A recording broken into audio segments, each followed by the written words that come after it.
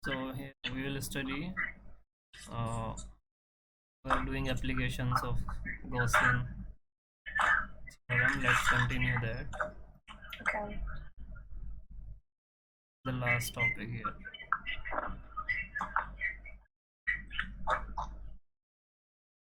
Gauss theorem. Its application. So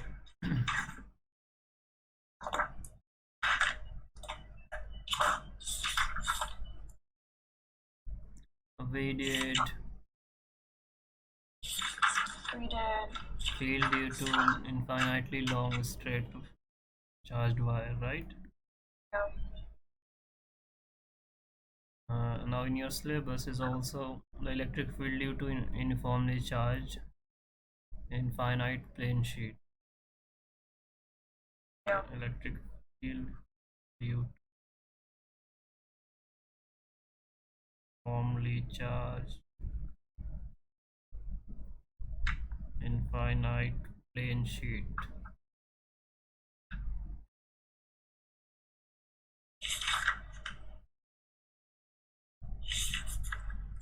Okay, the topic. So for that you consider it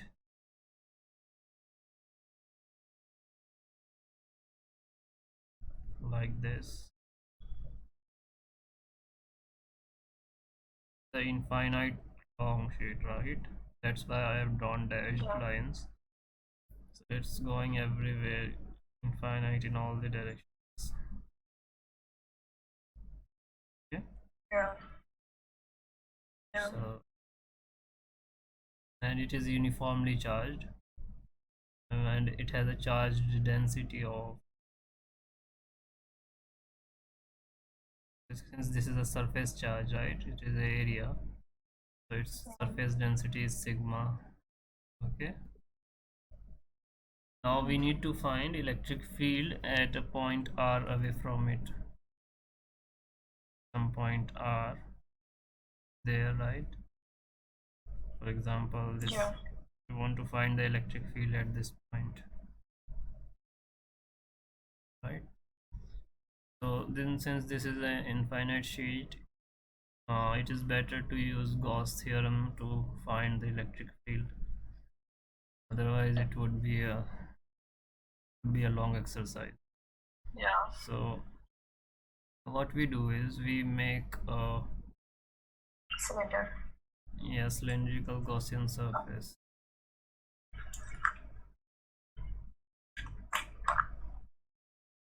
Okay. Cylindrical Gaussian surface.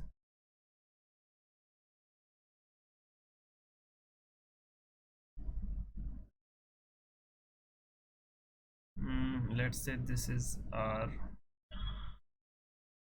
Okay. So this is a What? this is the cylindrical Gaussian surface, and it would only cover this portion of the sheet, right? Yeah. The cross section of the circle. Yeah. So how we would do this? See, if you observe, suppose this is a point, there is some point P, as you can see in the figure as well. So this point is P, Yeah. right? Now if you assume it has three surfaces, one, who is this, three is this. Yeah. Okay, so you can observe from the figure itself one thing, that the electric field will be pointing like this. Upwards. Okay. Yeah. This is a plus charge, positive charge density sheet, sigma, right? Electric field by symmetry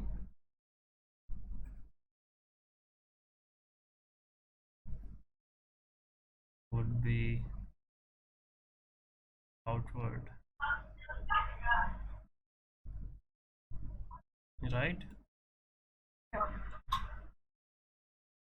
And now we know that electric field can be calculated using what?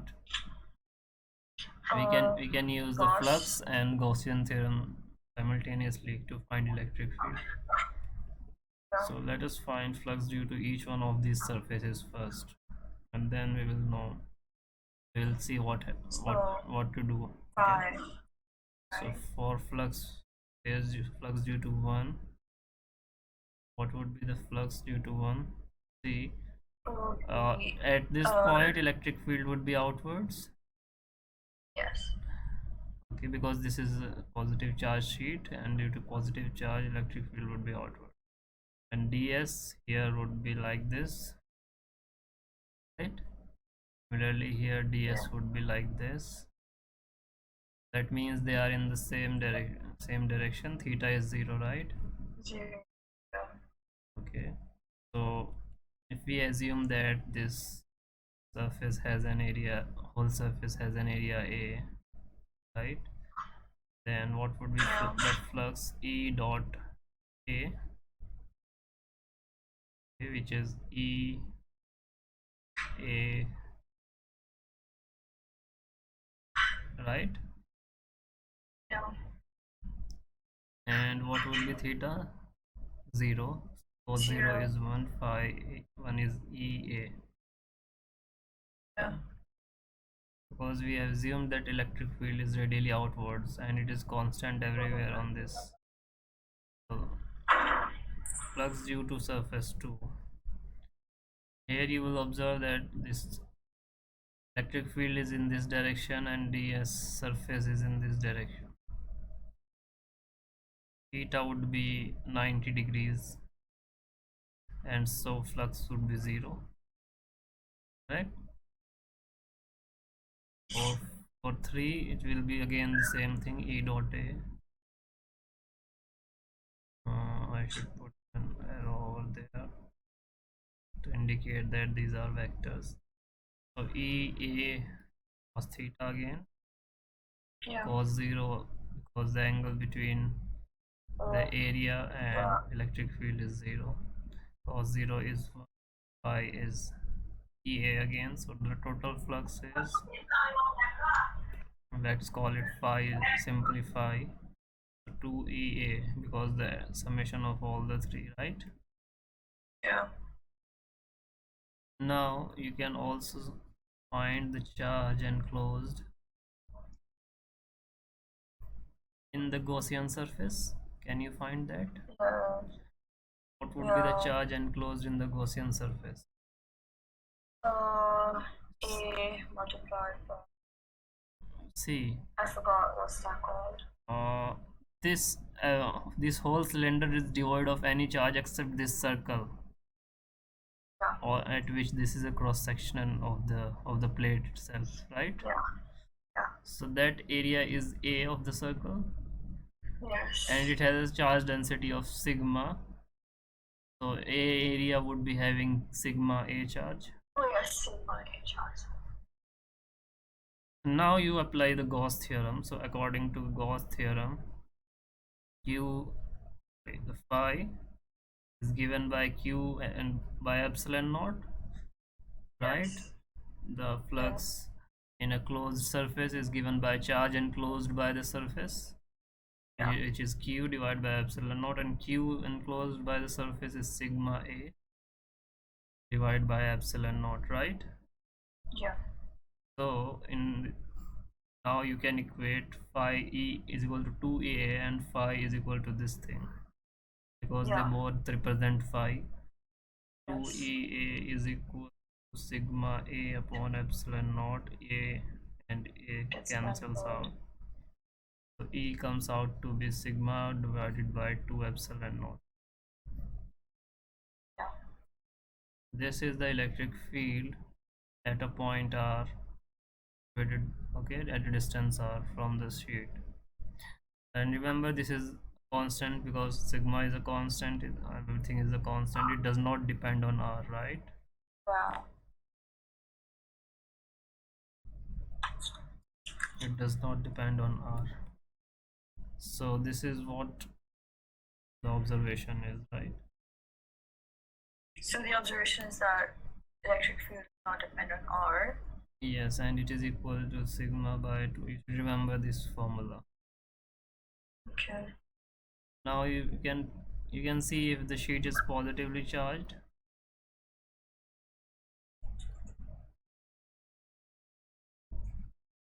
Electric field will be outwards.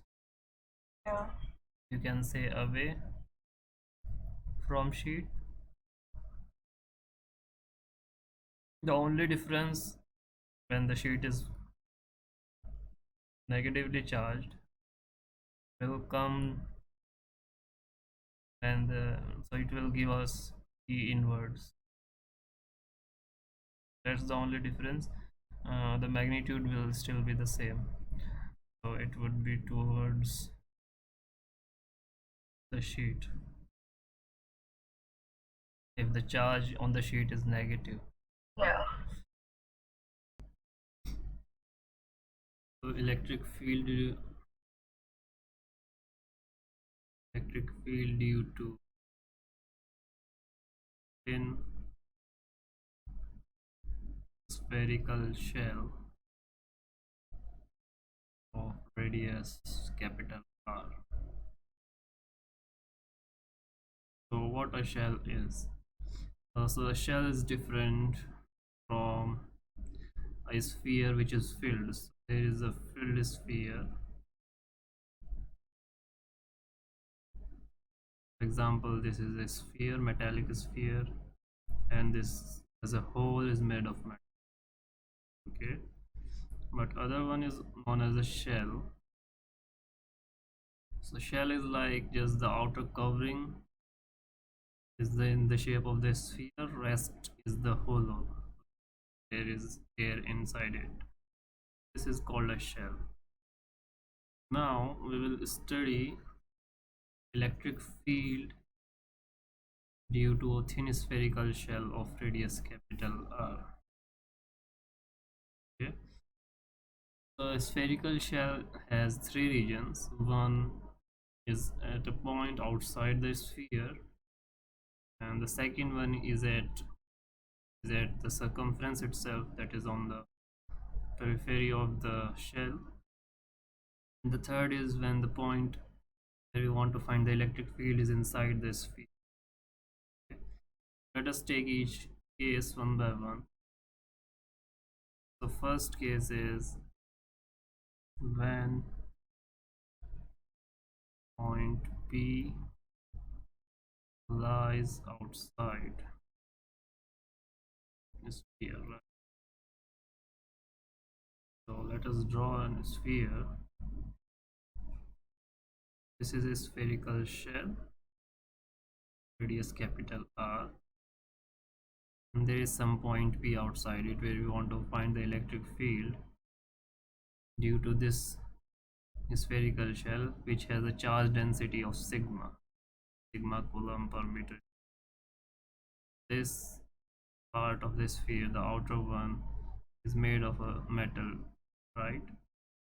This metal is given a charge of density sigma coulomb per meter, and we want to find the electric field at this point P. In order to do that, what we do is we first initiate Gaussian surface which is concentric to this sphere and is in the line of point P. Point P is here on this Gaussian surface, concentric surface. And this point P, let's say, is at distance small r, the center. Okay. So now if you see at this point P, because since this is a sphere, right, so the electric field can assume a ds surface here, and on this concentric circle, the Gaussian ds surface at any point would be pointing outwards, right? You take ds here, the unit vector would be, this vector would be like this, I mean the area vector. At any point ds would be like this. And one other thing also, because since this is a sphere, right, so the field due to this sphere would be spherically symmetric. Okay, that means that electric field at any point is radial, and it will have the same magnitude at all points. At any point on this Gaussian surface, electric field will be radial, that is, it will be pointing outwards. So this will be the direction of electric field, and it will be, the magnitude of that electric field will be same at all points on. So at this point P, you can see that E and ds, the angle theta between E and ds is 0 degrees. Okay, they are in the same line, their vectors are in the same. So if you want to find the flux, what is flux? Phi is equal to what? See, there are two ways in which we can find flux. Okay, so one is due to the, by using Gauss theorem, and second is by using the standard formula E dot ds. So what is E? E, that want to find the total flux phi, so E dot s.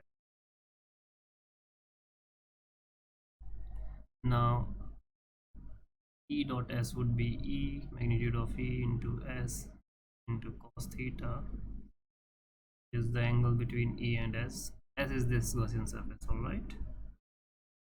This Gaussian surface, dotted one. So theta is 0, cos 0 is 1, E into s. What is this s? What is this s?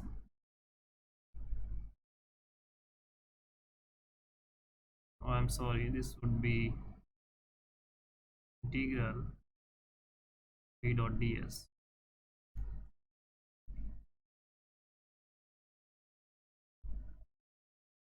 Just would be integral, surface integral. Why? Because see, d phi is what? E dot d, right? And you want to find the total flux due to the total Gaussian surface, that would be phi, and that you can find. See, phi will be the integral of d phi. We need to add all the small fluxes d phi produced by each one of these ds. If you replace this d phi with this e dot ds, e dot ds, this is what you get. I have not put a circle here, it denotes the integral over the whole surface. And as I use this interchangeably, so this is means, actually they are not same, but you can assume you know what we are doing, right? So this is integral E dot ds, that is integral over the surface s. Now E, so there will be integral here, so into s. And now we know that the electric field over the surface is constant, so we can take that out. And what we have is, we have ds using this, so ds, d into ds, and now inside we have integral ds. Okay, now we need to evaluate this integral, so it's very simple. See, we need to evaluate the integral over the surface s, right? What of this ds? So if you add each one of these individual ds, because that's what integration means, we will get the area of the Gaussian surface, which is in fact a sphere, right? Because in the paper it seems like a circle.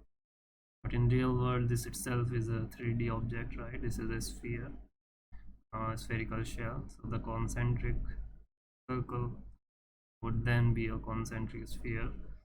E into ds integral, which will be the area of the sphere. And what's the area of a sphere? See, this is the sphere that we want to find the area of, right? So its radius is a small r, so its area would be 4 pi. This is what the flux is. Okay. Now, also using Gauss theorem. Okay, what is phi? Flux inside a surface is equal to the charge enclosed by the surface divided by epsilon naught. Right? This is what we know using Gauss theorem. Then, because these both represent flux, this and this, we can equate the two equations. E into 4 pi r square should be equal to q by epsilon naught, and from here you can easily find E by changing the values. So that would be, you will get 1 by 4 pi epsilon naught q by small r. That is electric field outside point P on the spherical shell.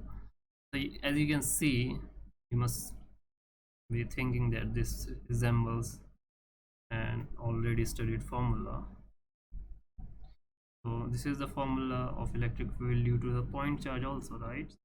Remember, if there is a point charge q situated at point, and electric field due to this point charge is spherically symmetric like this, and whose magnitude is equal to this, right? 1 by 4 pi epsilon naught q by r square.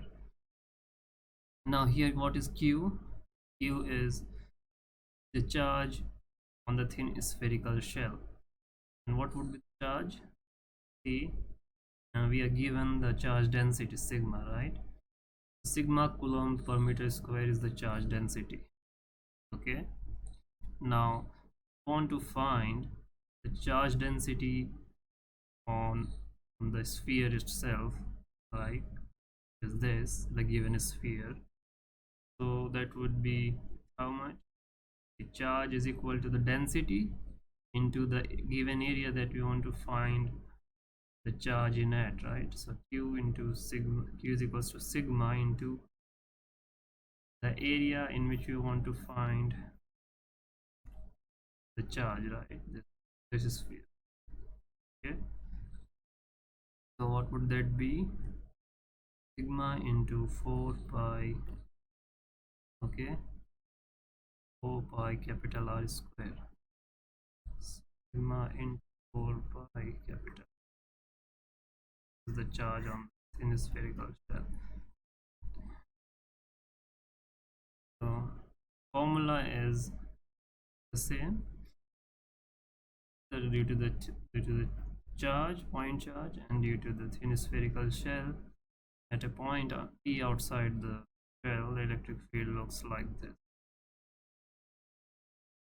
At any point on this circle we have drawn, this will be the magnitude of electric field, and it will be pointing outwards. If the charge given, this is, so we can say that this thin spherical shell behaves as a point charge, so as if the whole charge of this thin spherical shell is concentrated at its center, right? Because it resembles, electric field resembles at that as that of a point charge. This is the first case, that is when the point charge lies outside the sphere. Now let us see the second case, when point charge lies on the spherical shell. When the point P, sorry, when point P lies on spherical shell. Okay, what can we do in this case? see the same thing. Let's draw a shell. This is a shell of radius r, and since the point P lies on the sphere itself, let's say here this P, so the Gaussian surface would be this spherical shell itself, and if you assume a small vector, small surface ds, then it would be pointing like this, and the electric field on this surface, because this would be radial, would be pointing like this. This is d, this is e, both points outwards, right? Theta is again 0 degrees because e and ds lie on the same vector. Now what would be flux? Flux would again be integral of E dot ds, right? That would be E ds into cos theta integral. Cos theta is cos 0, which is 1. Phi is integral E dot ds. E can be taken out. The same analysis, okay? E is taken out because E is same at all points on. Now, what is this? Integral of ds, which is equal to the area of this sphere, 4 pi capital R square. Also, by Gauss theorem, we have got to know that phi flux inside a surface is given by the charge enclosed by the surface divided by epsilon naught. Okay, so we can equate the two. So E into 4 pi R square is equal to epsilon naught. And now here let's find Q.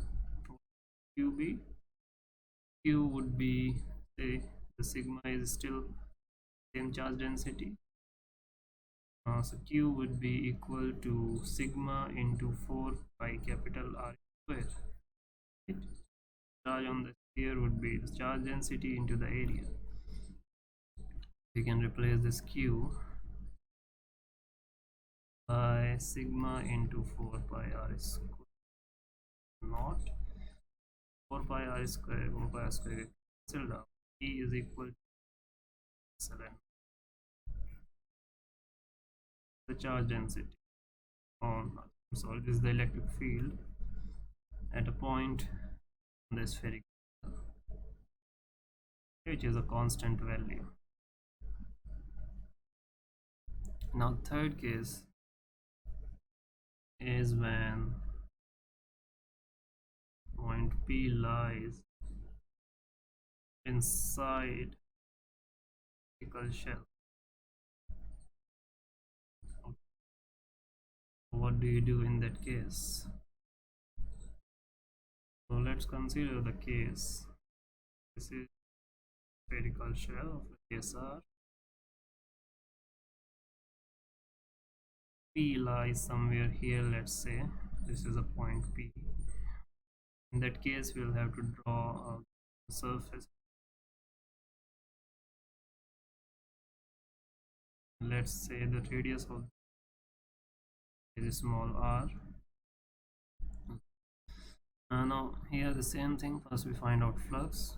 Phi is integral E dot ds. Now again same thing. We assume a small surface here, which will be pointing outwards. The area vector, and the electric field again would be pointing, if any, we don't know.